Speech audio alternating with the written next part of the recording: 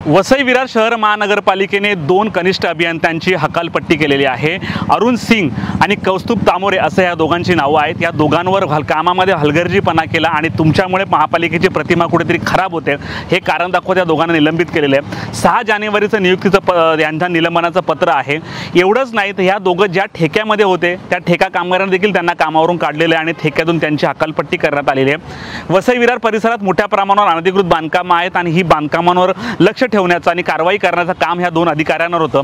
पेल्लार परिसर असेल किंवा कामन चिंचोटी परिसर असेल ह्या परिसरात मोठ्या प्रमाणावर अनधिकृत बांधकामांचं पेव पडले सुटलेलं आहे आणि या दोघांनी त्यावर कुठेतरी अंकुश ठेवलेला नाही आणि मध्यंतरी पालिकेने मोठा गाजावाजा करत 1 ते 2 लाख स्क्वेअर फीट बांधकामं तोडली, परंतु तरी देखील पालिकेमध्ये राजरोसपणे अशा प्रकारे अनधिकृत बांधकामं सुरू आहे।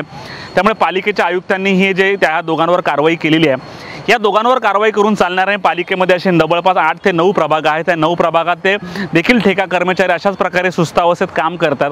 पालिकेची प्रतिमा खराब होते असं कारण सांगत आयुक्तांनी यांना 6 जानेवारी रोजी यांच्या हकालपट्टीचं पत्र जे आहे समोर आलेलं आहे। हेच ते पत्र आम्ही तुम्हाला दाखवतात। तर दुसरीकडे काही 2 महिन्यापूर्वी कामांमध्ये पोटमाळ्याचा भाग पडून एक आदिवासी मुलीचा जीव गेला होता। कदाचित या पालिकाच्या कनिष्ठ अभियंत्यांनी तिथे वेळीच लक्ष दिलं असतं, हे बांधकाम थांबवलं असतं तर हा पोटमाळा पडला नसता आणि एक आदिवासी मुलीचा जीव वाचला असता।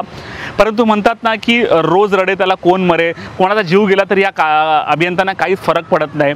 त्यामुळे आता ह्या दोघांवर कारवाई केल्यानंतर तरी पालिकेच्या अनधिकृत बांधकामांमध्ये कुठेतरी कमतरता येईल किंवा ही अनधिकृत कामं बंद होतील का ते देखील पाहावं लागणार आहे। HPLसाठी अनिल पटेल सोबत प्रवीण नलावडे, वसई।